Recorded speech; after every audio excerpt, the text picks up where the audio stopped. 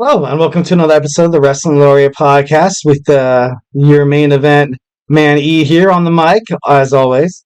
Thank you for tuning into the Wrestling Laureate Podcast, brought to you by the GSMC Sports Network. We have a great show for you today. We will be covering AEW, a nice little AEW Dynamite / Rampage review. We also have our Thursday night wrestling preview. Tonight, there is a Ring of Honor as well as Impact Wrestling, TNA. And we're going to cap it off with Ronda Rousey's comments toward the WWE, calling it an S blank blank T show. Anyways, and we're going to finish all up. Make sure you stay tuned for our final segment, which includes not a WWE return, but Alicia Fox is returning back to wrestling. She's going to be at Stardom. She's going to fight Mickie James. So we'll get more further into that. But, as always, make sure we get a lot of questions from the viewers that come in during the show. So to ensure that your questions get read on air, I ask you to use the Tips and Donations link at the gsmcspodcast.net.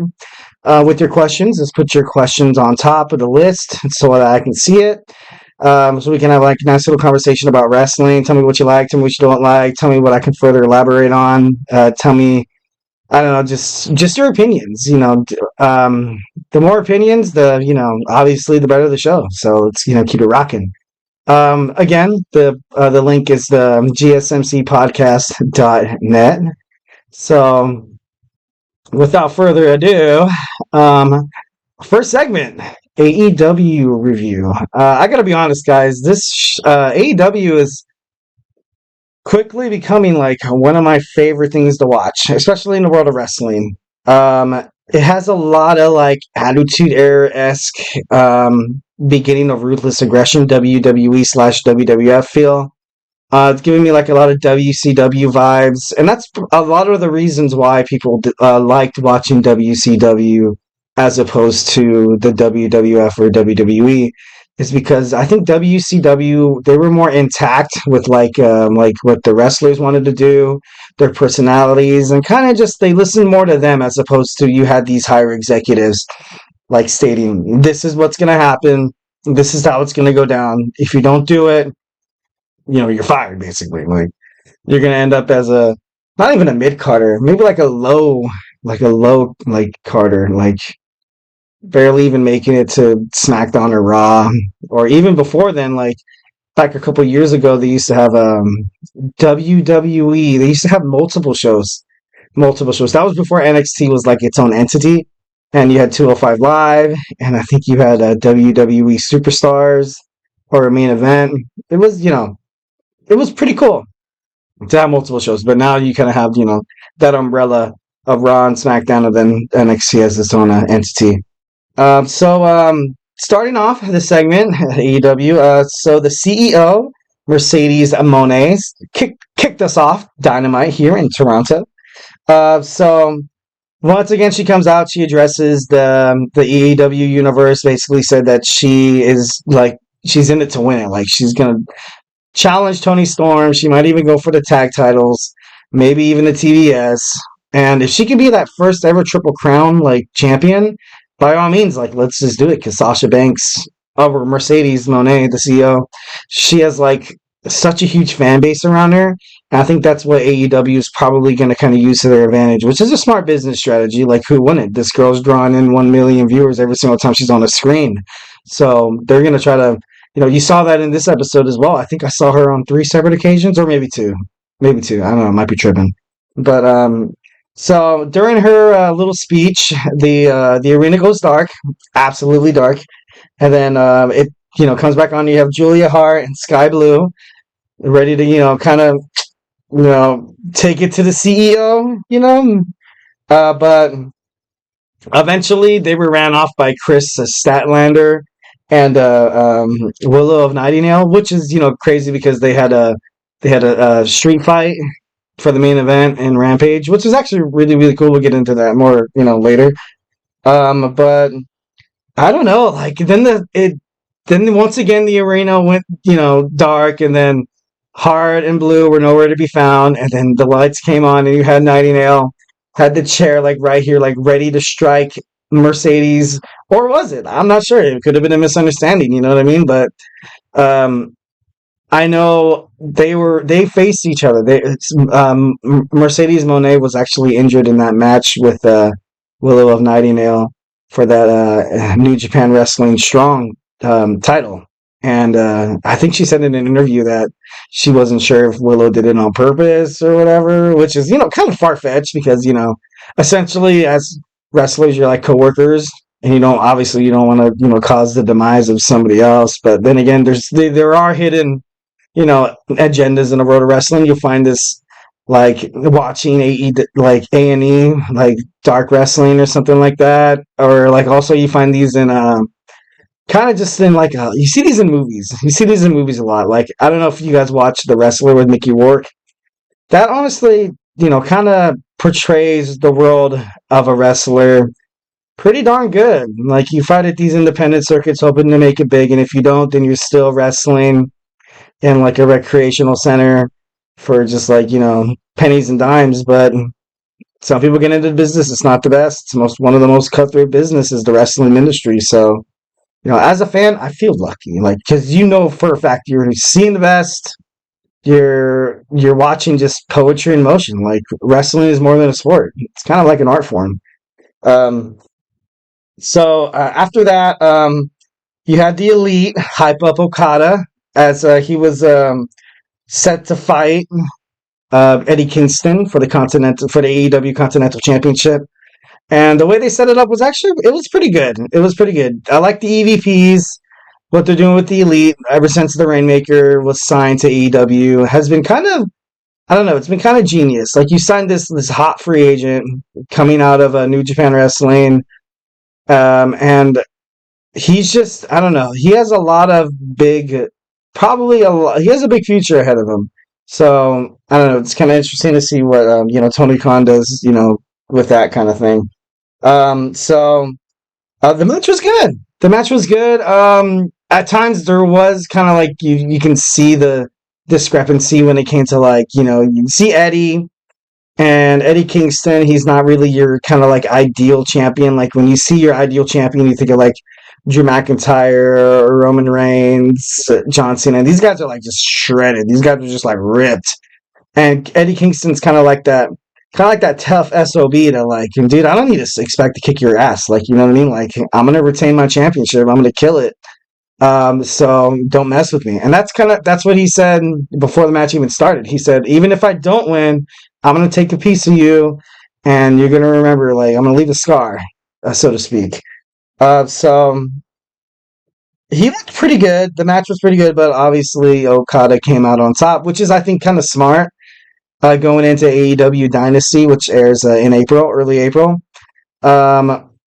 I know this is going to be pretty big. I think Okada is going to do pretty well for this belt. I think eventually I would like to see Kenny Omega come back, and then them kind of have rehash like a rivalry that's been going on in the wrestling world for like years. So that'd be super cool. He was at the end of the match. He was confronted by Pac.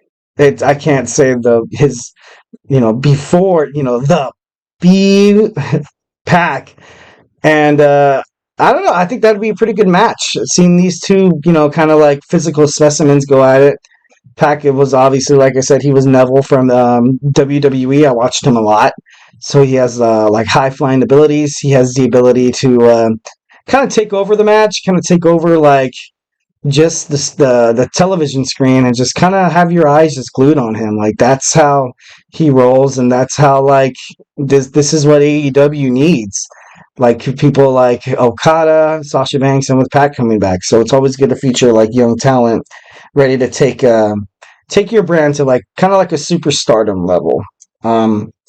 In that. So and after that, once again, we saw the CEO Mercedes Moné be featured in a promo where you had Renee interviewing Willow of Nightingale and Chris Statlander about basically about the street fight that's going to happen.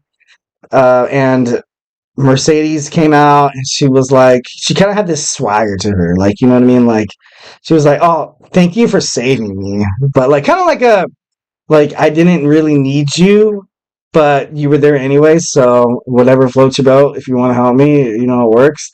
But then she kind of didn't have a lot of nice words to say to Willow, but um, I don't know. I like Mercedes Monet in this position where she's like this confident, like kind of like I don't know, like I kind of want to compare her to like the female version of The Rock, like where like obviously she did work outside of wrestling industry. She was on a Mandalorian, much like The Rock did some. Obviously, he did a lot of movies in Hollywood, and like when they come back, they just kind of have this aura around them that's like, you better like you recognize them. Like even if they, come in and like don't even lift a thumb or a finger or anything like that, like you just notice they're there.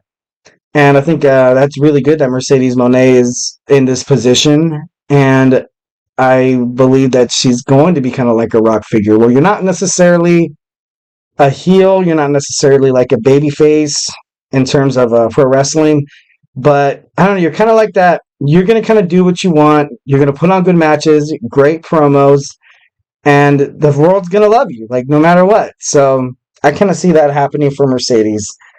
Um, the next match we had Chris Jericho, the Lionheart, versus Hook.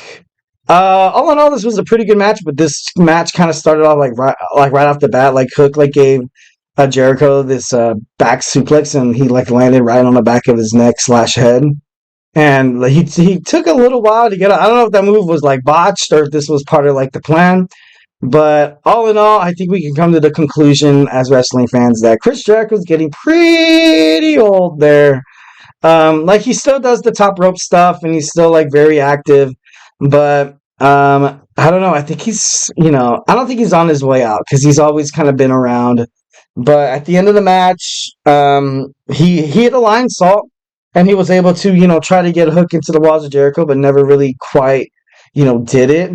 But all in all, Hook rolled up Jericho, kind of pulled a fast one on him, but it ended with like a nice little fist bump, like, hey, like, respect, you know what I mean? Which is kind of how Jericho rolls. I don't know if y'all, watched him back when he was in WWE / WWF, or even when he was in WCW.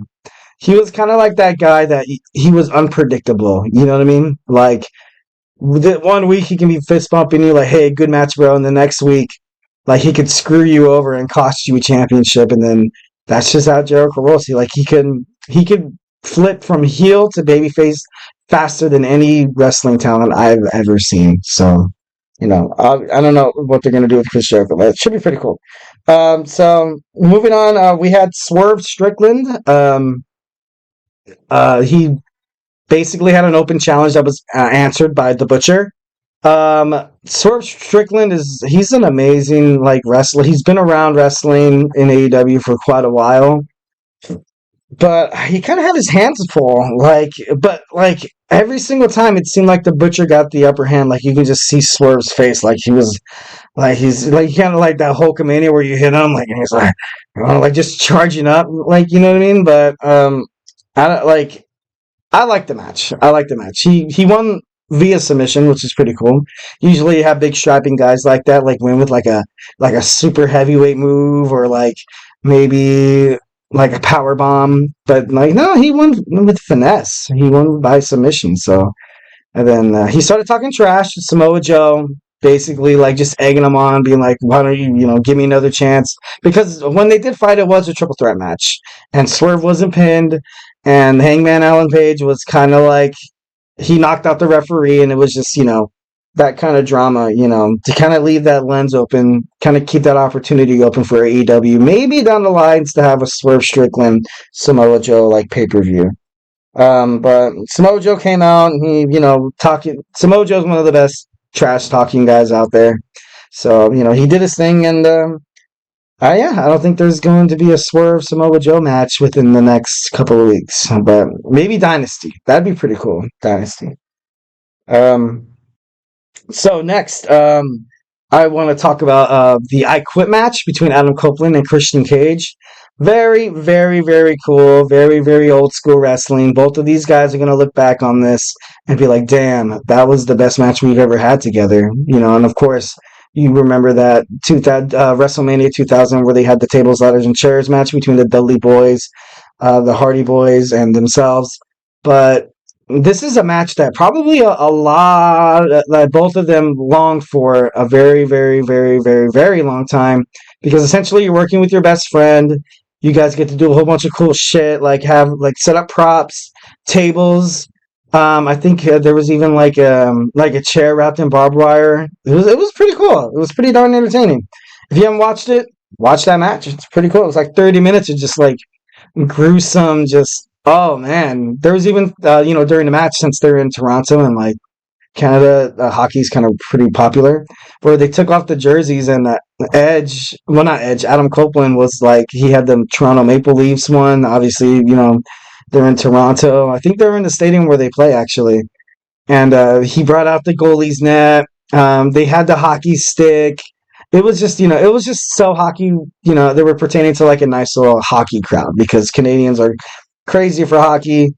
And, with that being said, it's popular in the States, but not as much as, obviously American football is kind of like the head honcho there. But anyways, so Adam Copeland, he was busted open. He was busted open pretty bad. And this was for the TNT championship. So, just to kind of add on to that. An I Quit match, man. There's been a lot of good I Quit matches back in the day. I remember the I Quit match between The Rock and Mankind, where the Mankind was basically like The Rock was just over and over hitting him with the chair, to the point where he actually hit him for real. And Mick Foley, when that match ended, he was unconscious. It was actually like a speaker that, like, it was recorded. They replayed his, they switched it up, and they're like, I quit Rock. I quit, like, and it was just like, it was kind of crazy. Like, as a wrestling fan, you kind of saw that, and you're like, oh my god, like, this guy just got, like, beat the heck out of. So, of course, patriarchy, like, they came out, Kill Switch, Luchasaurus, they came out to kind of have his back, but Daniel Garcia and Daddy Magic saved Adam Copeland. So, I don't know, it's kind of fitting to see kind of end like that, where they were all, like, handcuffed, and he brought out that stick with just like spikes, and he was gonna just like beat the heck out of him. But that was when Christian at the end was like, dude, no, I quit. Like, this isn't working. This isn't worth it, dude. Like, why am I gonna, like, what the hell? So I thought that was pretty cool. Also, something to touch on before we stop talking about AEW is the aerial assassin Will Ospreay came out and talked about his excitement fighting Daniel Bryan at Dynasty. Well, not Daniel Bryan, Bryan Danielson. I thought that was something to watch, because Will Ospreay is pretty exciting to watch. I watched a bunch of his tape. As soon as he got signed to AEW, I was like, who is this guy? Why does he come out with, like, he owns the world? Like, is that, like, his stuff don't stink? But no, he can back it up. Tony Storm and May, they rolled up Thunder Rosa, and they ended up getting the win. Her tag team partner was Purrazzo, and the match was it was pretty entertaining, but all in all, I think kind of Storm, she's not NXT, she's the AEW Women's Champion for a reason. That's what champions do. They find a way to win. The World Tag Team Title Tournament, the Best Friends defeated the Coley's family on Rampage, and the Women's Street Fight. Oh man, it was pretty good. It was pretty good. Definitely, you should watch it. You had it was insane. Like, the Sky Blue did a code blue on the announce table, and it didn't break. So all you saw was Willow's head like bounce off, and like these girls like beat the hell out. They even inquired like thumbtacks. Like these girls, they went hard, man. It was very entertaining to watch. Entertaining as hell, to be honest. And they were trying to force the tacks in her mouth, Chris Statlander's mouth. And it was just like, oh man, it was pretty brutal. It was pretty darn brutal. But all in all, the TBS champ tapped out Statlander, and that was the end of that. The Rampage, was that street fight. And to be honest, it was well worth the wait. Well worth the wait. Which is pretty dope. So, all right, that was my AEW review. Hopefully, you guys liked it. And if you liked it, let me know on the tips and donations link. If you didn't like it, let me know on the tips and donations link. All right, don't go anywhere because next we have a Thursday night wrestling preview, which is TNA Impact and Ring of Honor. So don't go anywhere.